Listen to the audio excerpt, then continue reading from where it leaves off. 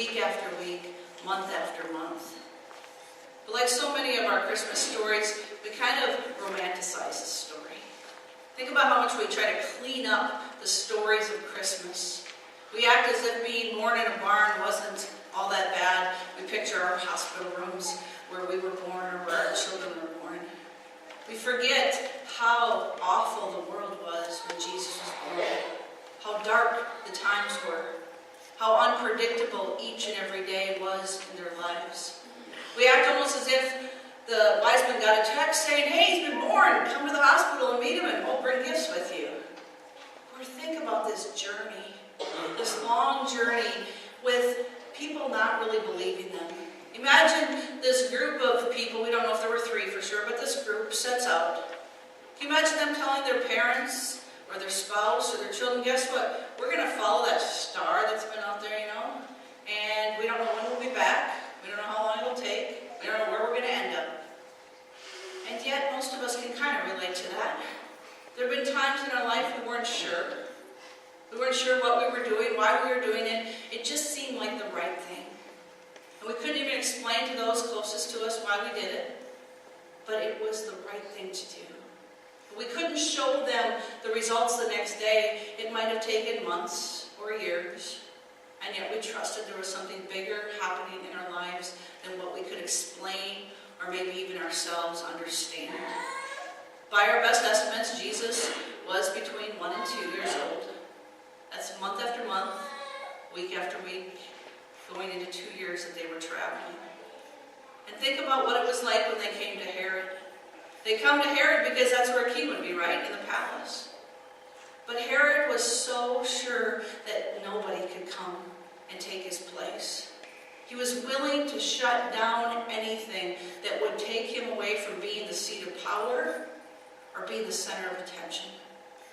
What we realize is Jesus has been now alive for anywhere from 12 to 24 months, and the world is still a mess. It's a reminder we have at Epiphany that Jesus was born and everything didn't change overnight. The brutal forces were still ruling the people of Israel. Herod was still seeking to keep power at any cost, and we know what happens when the wise men didn't come back.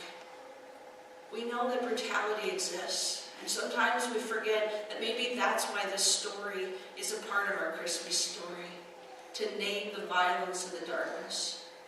Most of us know the hymn, It Came Upon a Midnight Clear. It was written in 1849. Think about what was happening in this country and throughout the world in the decades prior to that. It used to include this third verse. It's vanished. You can understand why maybe when you hear it. It names the heartache and the violence. Yet with the woes of sin and strife, the world has suffered long. Beneath the angel's strain have rolled 2,000 years of wrong. And man at war with man hears not the love song which they bring. Will hush the noise, you men of strife, and hear the angels sing. We gather today to celebrate Epiphany. And sometimes, I don't know about you, but I wonder why. Wars are still raging.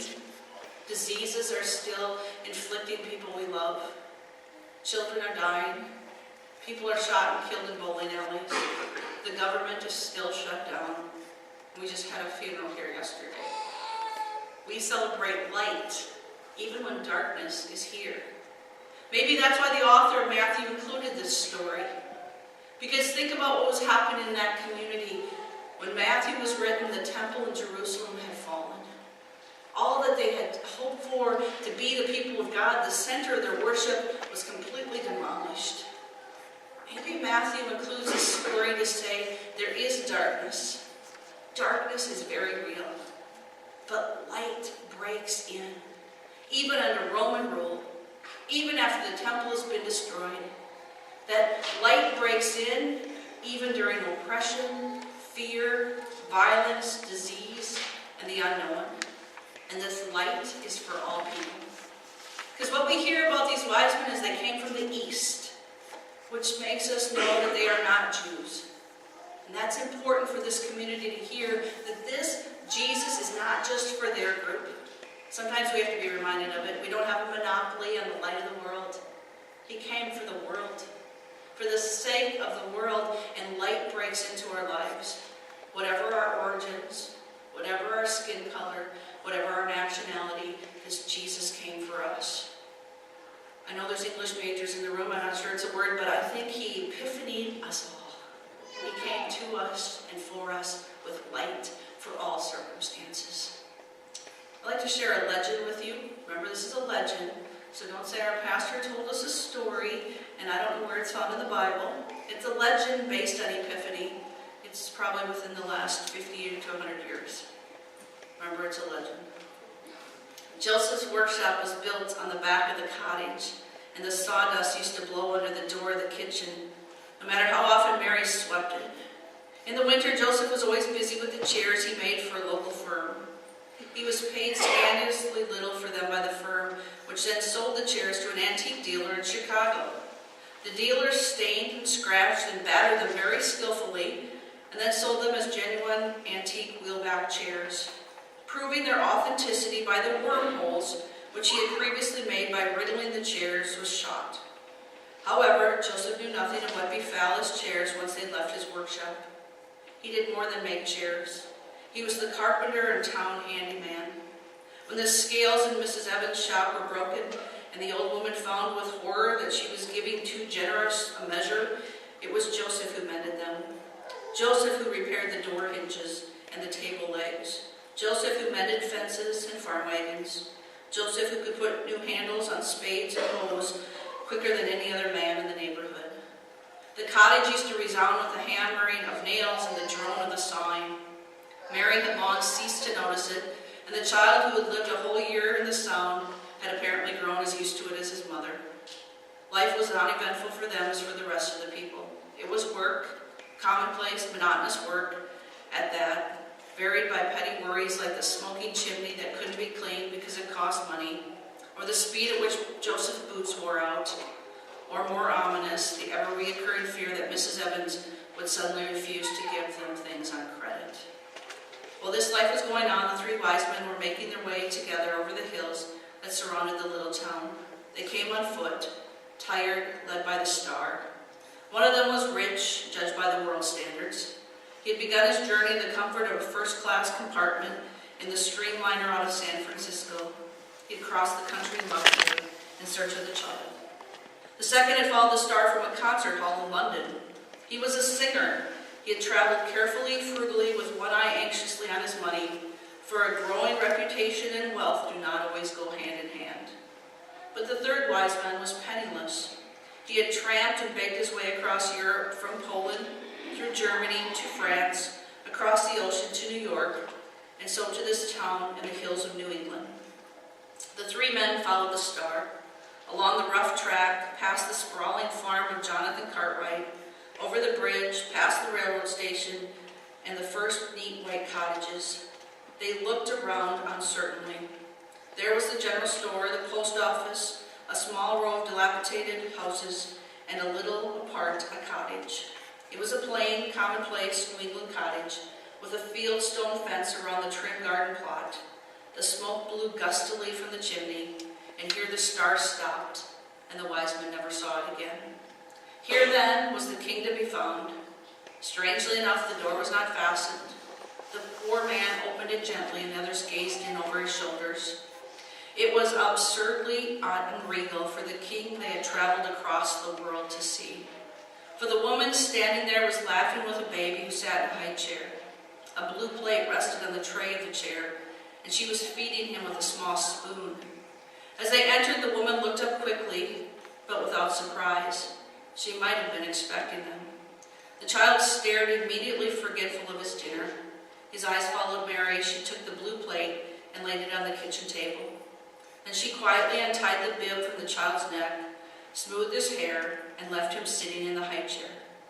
She said no single word to the wise men, but she knelt suddenly before the chair, and the men fell on their knees with her. The rich man fumbled in his pocket and dragged out a large box. "Lord," he said, "what I bring you is only what you have lent me, gold. But you made it, you put in the earth for us, you allowed us to discover it. You have lent me so much, Lord, money and influence and power. You've let me use all the resources of the earth, timber and steel, coal and oil, wheat, silver and iron. The gold that I give you speaks for all of these. As he spoke, he emptied the box on the tray of the high chair. Rare coins, gold and silver from every land under heaven, lay heaped there. Attracted by the glimmer of the gold, the child clasped his fingers around the largest coin and, laughing silently, dropped it on the floor. It rolled over the floor and hid itself under the dresser. The rich man put his hands over the coins and said to the child, "All these I give back to you, for they were yours in the beginning. My job is to see that they are used in your honor." "Lord," cried the singer, unrolling his music, "my only gift is to praise you with the gifts you've given me." And his voice fell softly on the ears of Mary and the child. He sang, "Lift your hidden faces, ye who have wept and prayed. Leave your covert places, ye who were afraid. Joyfully foregather, sorrow now is done. We have found a father, we have found a son. You have given me gifts," he said, "and I bring them back to you. Help me to use them. Help me to increase them. For they are not things of my own. They are only lent to me to use in your service." And as he spoke, Mary saw all the praise that was meant for the child and that would never be used for him, the talents that would be turned against him, the music, the singing, the writing, the acting. The third man had risen to his feet. He looked like a scarecrow, his clothes in rags, his feet gaping through holes in his boots, his hair hanging over the collar of his threadbare coat. "Dear Lord," he said softly, and he spoke in Polish, but by some miracle they all understood him. "Dear Lord, I have nothing to give you, only poverty and suffering, and I have walked over half the world to give it to you. I don't come alone. I'm one of an army who send you the same gift. I'm their ambassador," he said quaintly, falling on his knees again and grasping the arm of the baby's chair in his hands.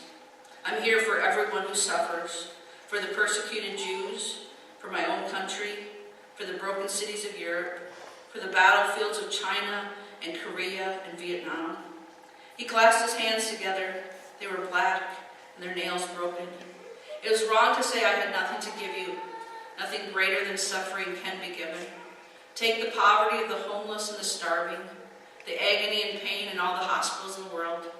Take the suffering from the concentration camps, the loneliness of the refugees, the anxiety and terror of those who have been torn from their families and driven from their homelands. Accept them all," he prayed. And so the three wise men came with their gold, frankincense, and myrrh, and the child accepted everything they gave him, the power, the praise, and the suffering, while his mother laid up these words in her heart. The wise men traveled far and for long. Maybe that's part of the message for us in 2019, during this season when some of us made resolutions and so far haven't broken them. There's something to be said that's lovely, maybe even holy, of having small hopes, of seeing just a glimmer, just the amount of star that we can see in the sky. We are reminded during Epiphany that whatever our fears may be, Epiphany reminds us that it cuts in, it breaks in.